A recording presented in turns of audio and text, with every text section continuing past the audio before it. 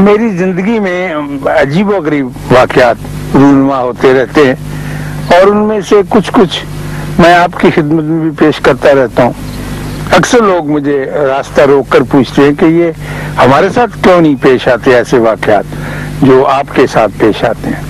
تو میں عرض کرتا ہوں کہ میں تھوڑا وصول کنندہ ہوں, میں ریسیپٹیو ہوں, اس لیے جو وائبریشن, جو ارتعاش آپ اپنے بدن میں, اپنے وجود میں رکھتے ہیں وہ باہر کے ارتعاش سے مل جاتا ہے اور پھر وہی کچھ ہونے لگتا ہے جس کی آپ کے اندر کو توقع تھی یا جس کا دوسرے معنوں میں انتظار تھا. میں ہر روز صبح اپنے بستر سے بیدار ہوتا ہوں تو ہمیشہ ایک دستک پر بیدار ہوتا ہوں اور جب میں دروازہ کھولتا ہوں تو میرے گھر کے دروازے پر ایک شخص ٹوپ لگائے ہوئے اور چیک ڈیزائن کا سوٹ پہنے ہوئے, ہاتھ میں رولر پکڑے ہوئے لکڑی کا, میرے دروازے کو زور سے بجاتا ہے. اور جب میں دروازہ کھولتا ہوں تو وہ مجھے ایک ہی بات کہتا ہے کہ آپ کے ذمے میرا قرض واجب ہے, وہ قرض لوٹائیے. اور میں بہت حیران ہو کر اس کی شکل دیکھتا ہوں اور اس سے کہتا بھی ہوں کہ میں نے تو آپ سے کبھی کوئی قرض نہیں لیا, لیکن وہ بہت سے کاغذات کے پلندے نکال کر میرے آگے لٹکا دیتا ہے اور کہتا ہے آپ نے مجھ سے $37 بلین قرض لیا ہے اور یہ دستخط ہیں آپ کے بڑوں کے, آپ کے پرکھوں کے, جنہوں نے یہ قرض لے کر کہیں استعمال کیا ہے. اور میں شرمندہ اور بہت نہایت کچا پڑھ کے ان سے کہتا ہوں کہ یہ مجھے تو پتہ نہیں کہ یہ کب لیا گیا, کیوں لیا گیا اور کس جگہ پر استعمال ہوا, لیکن وہ یہ کہتا ہے کہ اس کی ادائیگی کا جلد بندوبست کریں ورنہ یہ آپ کے لیے اچھا نہیں ہوگا. تو میرے دن کی ابتدا ہر روز اسی طرح سے ہوتی ہے اور میں پھر گلیوں, بازاروں, سڑکوں, پارکوں میں گھومتا رہتا ہوں اور اس بوجھ کو اپنے ساتھ ساتھ اٹھائے پھرتا ہوں. بہت سے لوگ ایسے ہوں گے جن کی طبیعتوں پر, جن کے کندھوں پر, جن کے شانوں پر, جن کے سر پر یہ بوجھ نہیں ہوگا, لیکن پتہ نہیں کیوں مجھے اس شخص کی شکل سے بھی خوف آتا ہے اور مجھے اس بات کا خوف بھی رہتا ہے کہ کل صبح پھر وہ میرے دروازے پر آ کر اسی زور سے ڈنڈا بجائے گا اور مجھ سے اپنے قرض کا تقاضا کرے گا.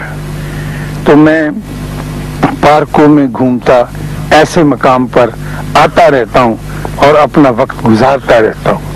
مجھے پتہ نہیں کہ وہ قرضہ جو میرے ساتھیوں نے, جو میرے بڑوں نے لیا تھا وہ کہاں ختم ہوا, کیسے خرچ ہوا, کس مقام پر اس کا استعمال ہوا اور پھر وہ یہ سارا پیسہ لے کر کہاں چلے گئے, یا اگر یہی ہیں تو انہوں نے اس سے کیا فائدہ اٹھایا ذاتی طور پر, اجتماعی طور پر یا قومی طور پر. تو یہ میں کچھ عجیب سی باتیں ہیں جو آپ سے کہنا چاہ رہا تھا, کہتا رہتا بھی ہوں اور ان کا میری طبیعت کے اوپر بوجھ بھی پڑتا رہتا ہے. اور میں شرمندگی کے عالم میں کچھ اپنے آپ سے شرمسار, کچھ اپنے عزیز و اقارب سے, کچھ اپنے آنے والی نسل سے, کچھ اپنے بچوں پوتوں سے خاص طور پر شرمندہ سا وقت گزارتا ہوں. اللہ نہ کرے کہ آپ پر ایسا وقت آئے اور آپ کی سوچ میری طرح سے مبدل ہو جائے. لیکن اس کے ساتھ ساتھ تھوڑی سی تشفی بھی ہوتی ہے, ذرا سا ریسپائٹ, ذرا سا بوجھ یوں کم بھی ہوتا ہے کہ جو قرض خواہ ہے اس کو بھی بڑی الجھن کا سامنا کرنا پڑتا ہے.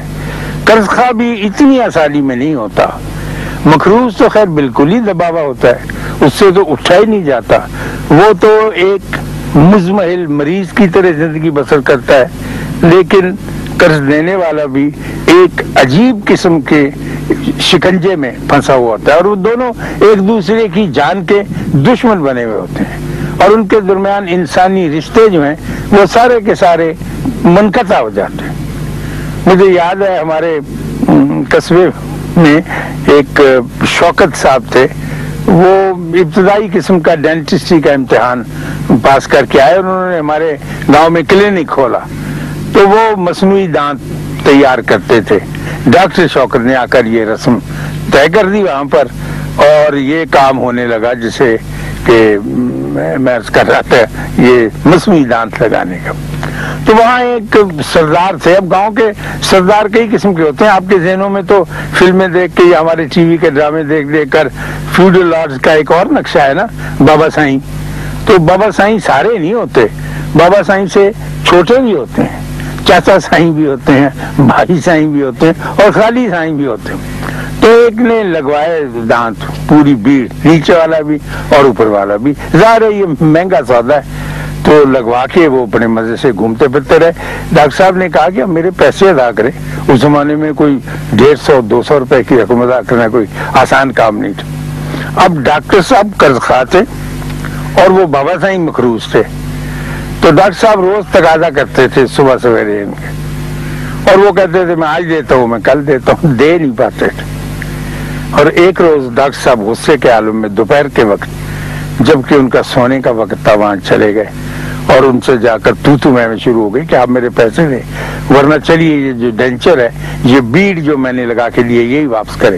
ادھر سے وہ بھی ملنا گئے, مالک تھے اسے آگے کے, اور وہ ان کی بات ماننے کے لیے تیار نہیں تھے. چنانچہ ایسے ہوا کہ ان میں تو میں کے بعد کچھ ہاتھا پائی شروع ہو گئی, اور اس کے بعد بڑی مایوسی کے عالم میں ڈاکٹر شوکت جو تھے وہ واپس اپنے کلینک پر پہنچ گئے. تو میں ان کی مشینیں دیکھنے, ان کے کارکردگی دیکھنے, مصنوعی دانت کیسے بنتے ہیں, یہ بڑے شوق سے دیکھنے جاتا تھا. میں فرسٹ ایئر میں پڑھتا تھا جب. تو انہوں نے اپنا بازو آگے کر کے کہا کہ دیکھو تمہارے بابا سائیں کے کرتوت.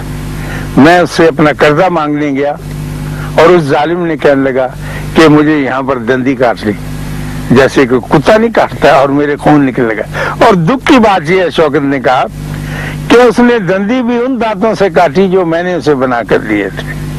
تو قرض خواہ کا ایک اپنا دکھ ہوتا ہے, اور وہ بہت کہتے اگر میں نے اس کو دانت نہ بنا کے دیے ہوتے تو وہ کاٹ نہیں سکتا تھا.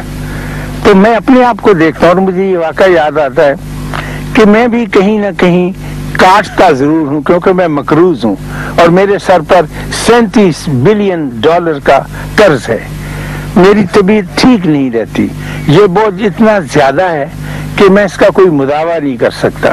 ہر وقت مجھے کسی نہ کسی ایسے الجھاؤ میں الجھنا پڑتا ہے کہ میں اس کو بھولا رہوں جو بوجھ میرے سر کے اوپر اور میرے کندھوں پر پڑا ہوا ہے, اور کہیں سے آ کر پڑ گیا. لیکن ہمارا رشتہ جو ہے اپنے قرض خواہ کے ساتھ استوار نہیں ہوتا, اور قرض خواہ بھی کچھ بہانے نکال کے ہماری غلطیاں پکڑ کے کچھ ایسی جگہ پر کنفائن کرنا چاہتا ہے. ہمارے یہاں اکاڑے میں ایک میلہ لگتا ہے, یا اس زمانے میں لگتا ہوگا جب میں نے دیکھا, اور میلوں ٹھیلوں میں مجھے بہت دلچسپی ہے. تو میں نے دیکھا کہ وہاں پر ایک پنگوڑا لگا ہوا ہے, اور پنگوڑے والا آٹا سانے لے کے ایک چکر, وہ گول گھومنے والا پنگوڑا. اب یہ جو پنگوڑا تھا یہ الیکٹریکلی آپریٹڈ نہیں تھا, بجلی سے یا مشین سے نہیں چلتا تھا, بلکہ پنگوڑے والا ایسے ہاتھ کے زور سے گھماتا تھا.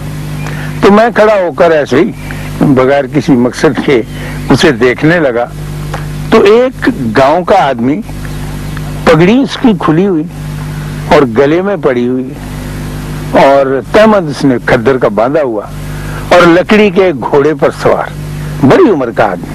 تو ایک دفعہ جب کھڑا ہو گیا, اس نے نئے پور کو بٹھایا, ان سے آٹا سانے لیے, تو وہ بندہ جو تھا وہ پھر ویسے ہی بیٹھا رہا, اور چکر پھر چلنے لگا, اور وہ پھر لکڑی کے گھوڑے پہ اکڑو حالت میں, بہت پریشانی میں, بہت تکلیف میں, پھر ویسے ہی گھومتا رہا. تو تیسرے چکر پہ پھر بھی نہ اترا, تو میرا تجسس بہت بڑا. تو میں نے آگے بڑھ کر, جب وہ رکا ہوا تھا سب, میں نے کہا کہ آپ نے اپنے جھوٹے لے لیے, تو آپ اترتے کیوں نہیں؟ آپ کو یہ کھیل اتنے پسند ہے. اگر پسند ہو تو آپ کے چہرے پر کچھ بشاشت ہو, کچھ خوشی ہو, وہ بھی میں نہیں دیکھ رہا کہ آپ کے چہرے پہ ہے. تو آپ کیوں اس لکڑی کے چھوٹے سے گھوڑے پر اس مشکل انداز میں بیٹھے ہوں؟ تو میں نے کہا, اس نے کہا کہ